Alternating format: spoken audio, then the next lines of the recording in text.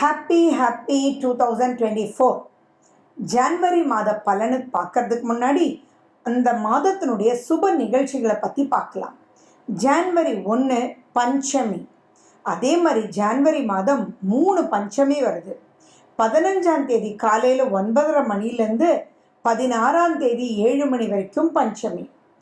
ஜனவரி 31ஆம் தேதியும் பஞ்சமி. ஸோ 3 பஞ்சமிகள் ஜனவரியில் வருது.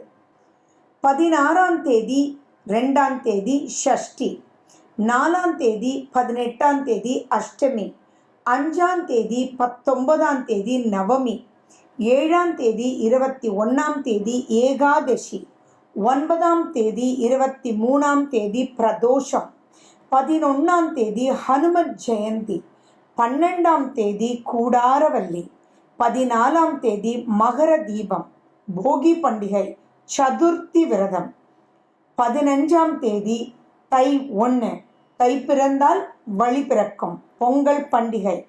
Happy Pongal to one and all. 20ஆம் தேதி கார்த்திகை விரதம், 25ஆம் தேதி தை பூசம் பௌர்ணமி, 26ஆம் தேதி வாஸ்து செய்கிறதுக்கு மிகவும் உகந்த நாள். காலையில் 9:52 11:22 வரைக்கும் உங்களுக்கு வாஸ்து நேரம். 29ஆம் தேதி சங்கடஹர சதுர்த்தி. இதுதான் ஜான்வரி மாதத்தினுடைய சுப நிகழ்ச்சிகள். இனி ஒவ்வொரு ராசிக்கும் ஒவ்வொரு லக்னத்துக்கும் எப்படி இருக்குன்றது நம்ம பார்க்கலாம். மிதுன ராசி மற்றும் மிதுன லக்ன அன்பர்களுக்கு இந்த ஜான்வரி 2024 எப்படி இருக்க போகுது அப்படின்றத நம்ம பார்க்க போகிறோம். ராசி அதிபதி அப்படின்றது ரொம்ப முக்கியம். உங்களுடைய ராசிநாதன் புதன். அந்த புதன் தான் நட்பு பெற்ற சுக்கிரனோட உட்கார்ந்துட்டுருக்கார். ஆனால் 6ஆம் வீட்டில் உட்கார்ந்துட்டுருக்கார். செவ்வாய் வீட்டில் உட்கார்ந்துட்டுருக்கார். அந்த செவ்வாயோ சூரியனோட 7ஆம் வீட்டில் உட்கார்ந்துட்டுருக்கார். சரி, இதனால என்ன அப்படின்றீங்க இல்லையா? இதனால என்ன அப்படின்னா, நிறைய ஃபேமிலி குழப்பங்களை நீங்கள் தீர்த்து வைக்க போகிறீங்க. ஆனால் அதை தீர்த்து வைக்கிறதுக்கு உங்களுடைய சாந்தம் ரொம்ப முக்கியம். நீங்கள் பேசக்கூடிய வார்த்தைகள் ரொம்ப ரொம்ப முக்கியம். வேகம் இருக்கக்கூடாது. விவேகம்ன்றது இங்கே ரொம்ப வேணுன்றது ஞாபகம் வச்சுக்கோங்க. ஏன்னா இந்த செவ்வாய் வீட்டில் புதன் இருக்கும்போது, அதுவும் செவ்வாய் சூரியன் சேர்ந்து 7ல் இருக்கும்போது தேவையில்லாத கோபதாபங்கள் அங்கே வர்றதுக்குண்டான வாய்ப்புகள் உண்டு. ஈகோ வேலை செய்கிறதுக்கு வாய்ப்புகள் உண்டு. ஸோ அதனால் பிரச்சனைக்குள்ளே மாட்டிடுவீங்க. அதனால் தேவையில்லாத வம்பு பிரச்சனைகளை நீங்களே இழுத்துட்டு வந்துடுவீங்க. அது மட்டும் உங்களால் நடந்துடக்கூடாது.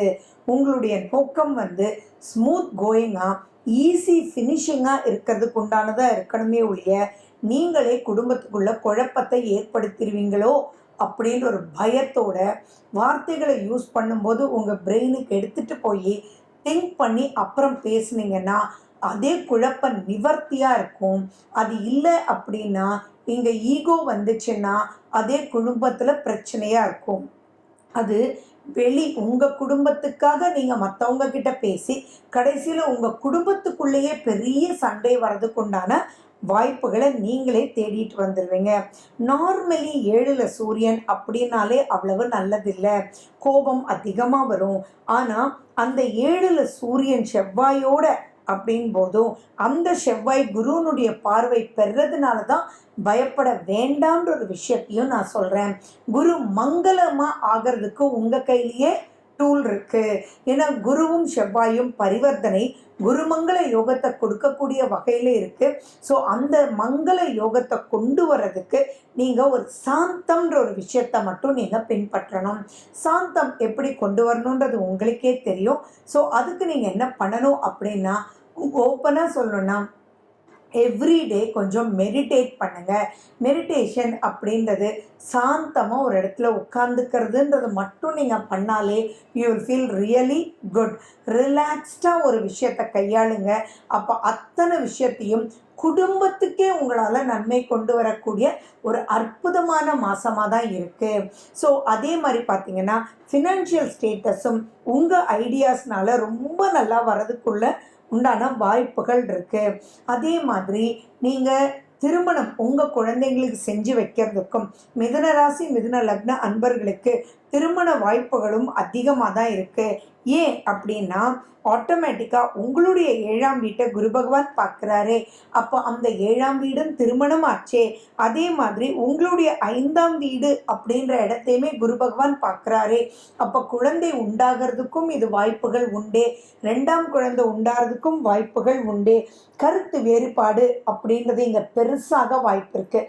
அந்த கருத்து வேறுபாடு இல்லாமல் இருக்கிறதுக்கு தான் நீங்கள் கையாளக்கூடிய டூல் சாந்தம், சாஃப்ட் அப்படின்றத ஞாபகம் வச்சுக்கணும்.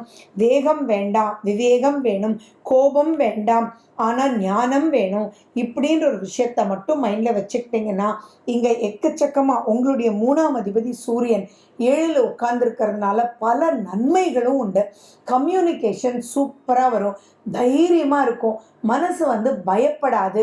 அதே மாதிரி உங்களுடைய இளைய சகோதரர் ப்ளஸ் மூத்த சகோதர சகோதரிகள் மூலியமாக உங்களுக்கு நிறைய நன்மைகள் நடக்கக்கூடிய வாய்ப்புகளும் இருக்குது. அதில் மூத்த சகோதரி சகோதரர்கள் மூலம் எக்கச்சக்கமான நன்மை நடக்கக்கூடிய வாய்ப்புகள் இருக்குது.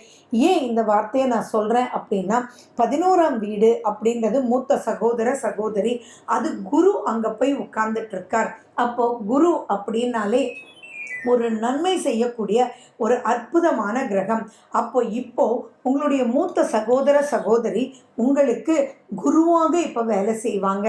உங்களுக்கு நல்வழி நடத்த, உங்கள் குடும்பத்தை நல்வழி நீங்கள் எடுத்துகிட்டு போக உங்களுக்கு தேவையான ஆலோசனையை கொடுத்து அந்த ஆலோசனை திருப்திகரமாக மூவ் ஆகி, அப்பாடா அக்கா நீ சொன்னதுனால சூப்பராக நான் பண்ணேங்க்கா, ஃபஸ்ட் கிளாஸாக ஃபேமிலியே சந்தோஷமாக இருக்குது அப்படின்னு சொல்லி, அது அக்காவாக இருக்கலாம், அண்ணாவாக இருக்கலாம், யார் வேணாலும் இருக்கலாம், மூத்த சகோதரர்களால் நன்மை வரக்கூடிய இந்த காலகட்டத்தில் உங்களுடைய வேகத்தை நீங்கள் குறைச்சிக்கிட்டு அவங்க சொல்கிறத நீங்கள் ஏற்றுக்கிட்டு விவேகத்தோடு நடக்கும்போது பெரிய பெரிய குழப்பங்களுக்குள்ளே மாட்டி சிக்கி தவிச்சிட்டு இருக்கக்கூடிய மிதுன ராசி மிதுன லக்ன அன்பர்களுடைய குடும்பத்துக்கே எக்கச்சக்கமான விரிசல் இருந்தாலும் கூட அந்த விரிசலை பூசுறதுக்குண்டான அத்தனை யோகத்தையும் கொடுக்கக்கூடிய வகையில் தான் குரு மங்கள யோகத்தோட, குரு வேற சூரியனையும் பார்க்குறார்.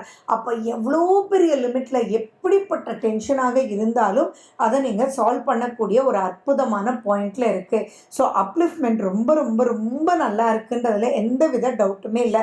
அதை எப்படி கையாளணும் அப்படின்ற விஷயத்தை தான் நான் உங்களுக்கு சொல்லிட்டு இருக்கேன். அதோட கொஞ்சம் உங்கள் ஆரோக்கியத்தையும் நீங்கள் கேர் எடுத்துக்கணும்.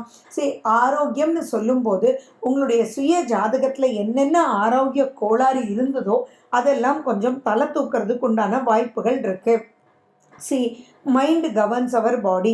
இப்போது செவ்வாய் ரூபத்தில் கோவப்படும் போது அது எக்கச்சக்கமாக எக்ஸ்கிரீட்டரி ஆர்கன்ஸை பாதிச்சிடும். ஸோ கிட்னி சம்மந்தமான பிரச்சனைகள், மென்சுரல் சம்மந்தமான பிரச்சனைகள்லாம் தலை தூக்கிறதுக்கு வாய்ப்புகள் உண்டு. அண்ட் 9ஆம் வீட்டில் சனி, அவங்க 8 விட பரவாயில்ல, அதனால் இட்ஸ் ஒன்லி குட். 10ல் ராகு அப்படி இருக்கும்போது ஃபினான்ஷியல் ஸ்டேட்டஸ் ரொம்ப ரொம்ப ரொம்ப ரொம்ப சூப்பராக இருக்கும். ஸோ இதிலெல்லாம் கான்சன்ட்ரேட் பண்ணணும்.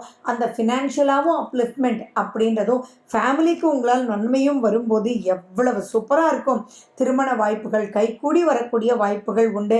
இந்த மாதிரி நல்ல சுப செலவுகள் வரும்.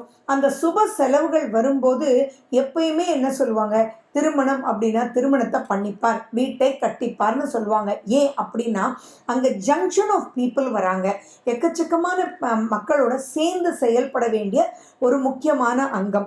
அந்த இடத்துல கருத்து வேறுபாடுகள் வரத்தான் செய்யும். அந்த கருத்து வேறுபாடுகளை எப்படி சமாளித்து எடுத்துகிட்டு போகணும் அப்படின்னு சொல்லி கொடுக்கறதுக்கு இது அருமையான ஒரு காலகட்டமாக இருக்குது. ஸோ மிதுன ராசி மிதுன லக்னம், மிதுனம் அப்படின்னாலே புதன். புதன் அப்படின்னு சொல்லும்போது மதுரை மீனாட்சி அம்மனுடைய பஞ்சாட்சரம் கேளுங்க. மதுரை மீனாட்சி அம்மனுக்கு கோயிலுக்கு போயிட்டு வாங்க.